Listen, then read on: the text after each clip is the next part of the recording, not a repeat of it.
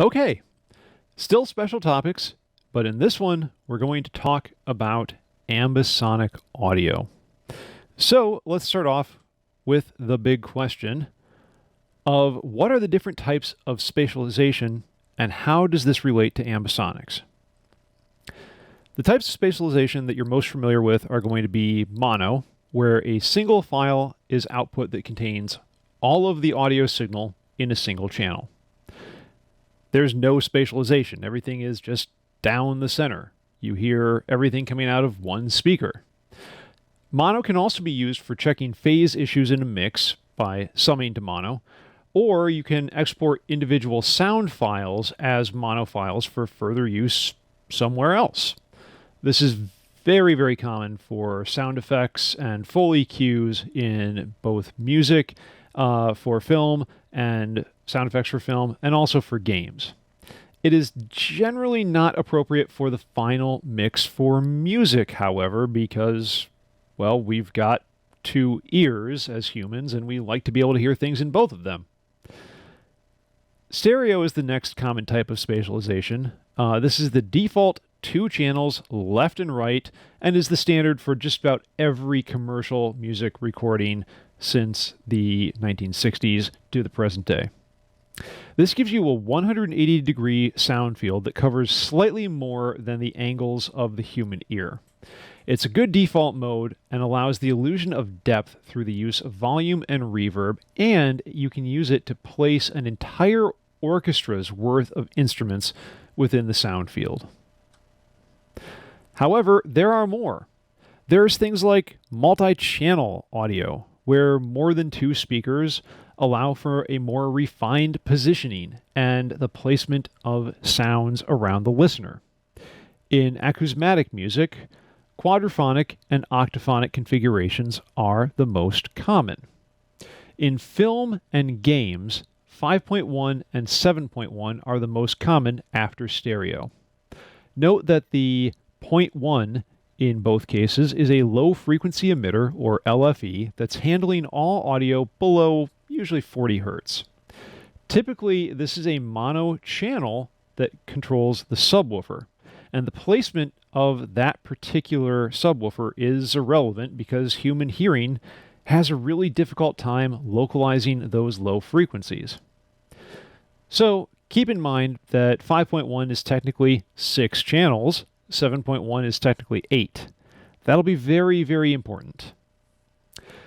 Ambisonics, however, is an extension of this spatialization, basically by using a 3D extension of the mid-side stereo recording that adds additional channels for height and depth.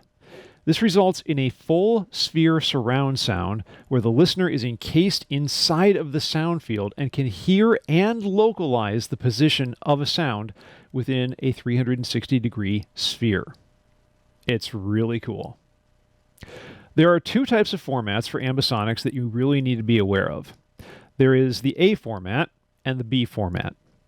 In the A format, a signal is recorded using either 4 mono mics in a specific position or a special ambisonic mic. It uses an ambisonic mic with a tetrahedral array where the capsules are positioned to front left up, front right back, back left down, and back right up. The raw output of this mic is the A format and needs to be converted to B format so that we can actually work with it. B format is the most common, and that's what we're going to be working with. Typically, you have 4 channels that correspond to W, X, Y, and Z. W is an omni signal that is measuring the overall sound pressure level, and the X, Y, and Z channels correspond to the X, Y, and Z axis in 3-dimensional space. However, there are some other versions that we can see as well where the W channel or the X channel or the Y are moved around. But typically, it's going to be W, X, Y, Z for now. Any signal, mono, stereo, multi-channel, surround, A format, can be processed via an encoder to convert it to ambisonic B format. That aligns the audio into a 4-channel array that allows perfect positioning of the signal in three-dimensional space. Once it's encoded, the audio then passes these channels to transformers to further position the sound. We can change its height, we can change its position, we can rotate it, we can do all sorts of cool things with it. From the transformers, the audio is sent to the decoder to render it in a playback format corresponding to the user's setup. Anything from stereo all the way up to all around.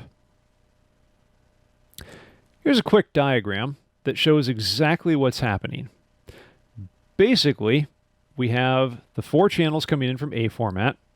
They are converted using a lot of math and phase relationships to get the B format. If you really want to get into this, I am happy to talk about it during office hours, but for this demonstration, it's going to be a little much. With Ambisonics, there are different levels that we call orders. First order Ambisonics, or FOA, uses the standard 4-channel format. This is what we're going to be working with in Reaper. Third order Ambisonics, TOA, expands this to 16 channels for further refinement to the positioning and transformation potential of the sound, but this occurs at the expense of CPU usage. Note that third order Ambisonics is probably the most common order to work with. Beyond that, though, we have higher order Ambisonics, or HOA, which expands beyond 16 channels. Beyond the first order, though, the ambisonic channels no longer really correspond to standard microphone polar patterns and require a considerable number of specialized mics to record. There is a formula, though, for the number of channels needed for each order. That is n plus 1 squared, where n is the order number. So for first order, we have 1 plus 1 is 2, squared is 4. For third order, we have 3 plus 1 is 4, squared is 16. And for seventh order, we would have 7 plus 1 is 8, squared would require 64 channels. For decoding, Ambisonics can be decoded into any format. Mono, stereo, 8-channel octaphonic, surround sound, etc. Here's a diagram of the first few orders. Up at the top, we have the 0th order, where it's just one signal. The second line from the top is first order, where we have the 0 order W signal. Then we have an X signal, a Y signal in the middle, and a Z signal, showing effectively figure 8 mics.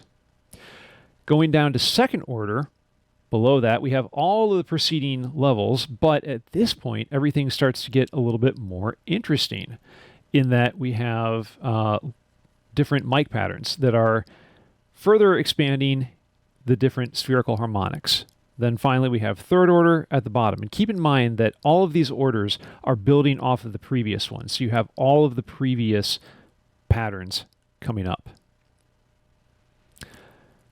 But we're going to focus on binaural audio because everyone has headphones and will be able to hear that and not have to have a custom speaker setup. Binaural audio is going to downmix an ambisonic mix for headphones using what's called a head-related transfer function, or HRTF, to position a signal taking into account the different times between hearing a signal in one ear versus the other, and it will also calculate the pitch differentials between the ears as well. It allows you to really accentuate the pitch and volume change of the Doppler effect, the change of frequency in a sound in relation to the proximity, or the perceived proximity, to the listeners. Different HRTFs can be programmed for different head sizes and for specific headphones. The Sony MDR7506 and Beyerdynamic DT770 Pros are very common presets for these. The effect is that using a binaural monitoring system will really make you feel in the sound when using headphones. And I recommend using this in general when you're working with ambisonic mixing. It's very prominent in game audio as well, especially combined with VR headsets that will adjust the panning based on how you tilt and turn your head. Here's a quick picture of a binaural decoder from the Ambisonic toolkit running in Reaper. This is using the default SIPC 21 Kamar Large Pinia Dummy HRTF. For most people, this is going to work pretty well, but if you need to, you can change the HRTF file. So, let's talk about the pluses and minuses of Ambisonics. The big plus is that it's an open standard. So it's free. There's a lot of different free plugins that work with it and can be used, as well as some very good commercial ones. Once the signal is encoded in Ambisonics, it can be translated to any other channel format during the decoding phase. This is really great if you're, say, a composer and you're working on a really cool mix for a festival and they told you that it's going to be anywhere from 4 speakers to 8 speakers and you don't really know and you're afraid that it might be the lower number, but you still want to do the 8-speaker mix just in case. Well, with Ambisonics, you can do both and then just run 2 different decoders and output the results. It gives a great sense of spatial positioning and localization of the sounds, especially at higher orders. And a lot of interest has recently redeveloped around the format due to VR and AR. But in reality, the format itself has been around since the 1970s. There are some downsides, though.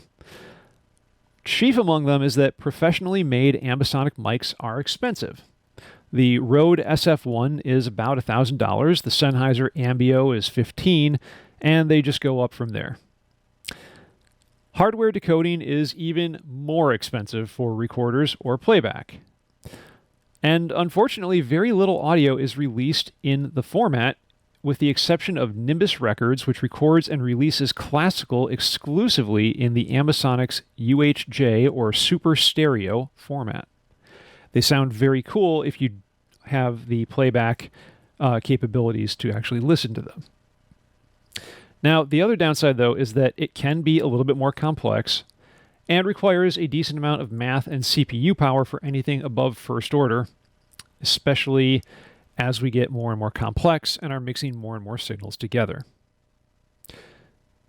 So the big question, though, is why in the heck are we doing this?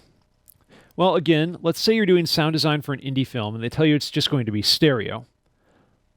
Then they call you back after you've done the mix and say, hey, we need this to be changed to 5.1 surround because they got more funding at the last minute. What would you do? Again, what if you're composing a piece of acousmatic music and you don't know how many speakers it will be diffused on? Or what if you need to work in 360-degree video or VR? Yeah, it's a problem. There are also other cool features that Ambisonic takes care of. It lets you record with a single Ambisonic mic and then set up a virtual configuration. You could set up an AB space pair, you could set up an ORTF virtually. You could even morph between different microphone presets and really dial it in to where it sounds the best.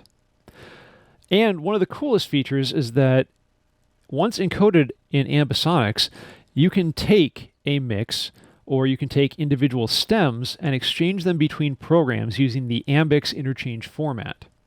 This means that once it's encoded as an Ambix interchange file, you can send it to different plugins, programming languages like MaxMSP with the SPAT library, and even different DAWs, all while preserving every single detail of the spatialization that you've created.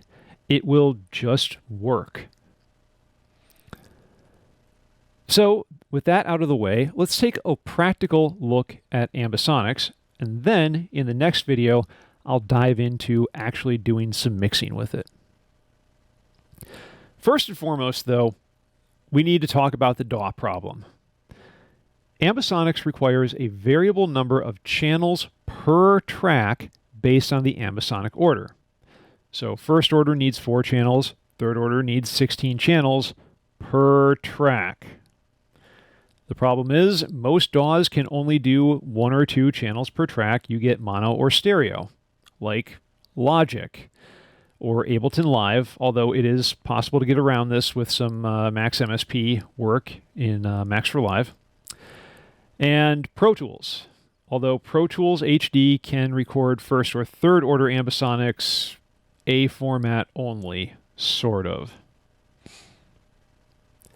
Then the plugin problem. Almost all ambisonic plugins, or VST or VST3, with a couple that are Max for Live formats. This means that there is no Pro Tools AAX format and no Logic AU format, and that the Max for Live standard only works with Ableton Live Suite. There is no Ableton Lite, Intro, or Standard support. Getting even further, if you were to work with, say, the Spat library, that is just going to work in Max MSP. You can't really integrate that anywhere else. Fortunately, though, most plugins are free, at least the ones that we're going to be looking at. Things like the Ambisonic Toolkit, Blue Ripple's O3A core, third order core, which there is also a pro version that has even more features but does cost money. The ICST Ambisonic plugins, which I have misspelled. It should be ICST, not ISCT. The IEM plugin suite, Matthias Kronlachner's Ambix suite, and personal favorites, the Sparta, Compass, and Hyrac suite of plugins from Aalto University in Finland. And if you're using Ableton Live Suite version, there is Envelope. So the solution to the DAW problem, we're going to use Reaper. In fact, I have yet to meet a person who works in Ambisonics that does not use Reaper because it allows for an arbitrary number of channels per track from 1 channel to 64 channels, which means we can do up to 7th order ambisonics.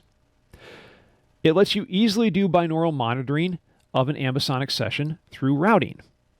There's very easy grouping and submixing in track folders to handle A format recordings. It is less CPU and memory intensive, so you can devote more resources to plugins and automation. And it's really cheap at only $60 and has better built-in support for surround formats than pretty much any other DAW. Keep in mind, though, that that's not to say that you have to use Reaper every step of the way. In fact, you can compose mono or stereo stems in your DAW of choice. You could do it in Ableton, in Logic, in FL Studio. Just do them mono without any panning or volume automation, export the stems, import them into Reaper, and then do all of your volume and panning work in Ambisonics there. So, here is the process we're going to be looking at. We're going to take audio and any non-ambisonic effects that we want to apply to that audio and send that to an encoder. Once it's encoded, we can send it to transformers, which will be things like ambisonic panners or ambisonic specific effects.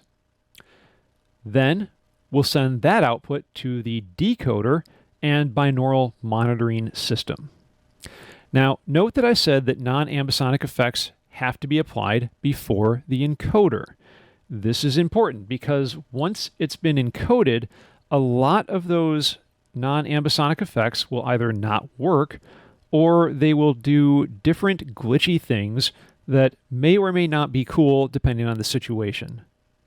So in general, always do your non-ambisonic things before the encoder or after the decoder. I'm going to look at this in 2 ways, and I will demonstrate both methods in Reaper. Both will be using binaural monitoring, so you're going to have to wear headphones in order to follow along.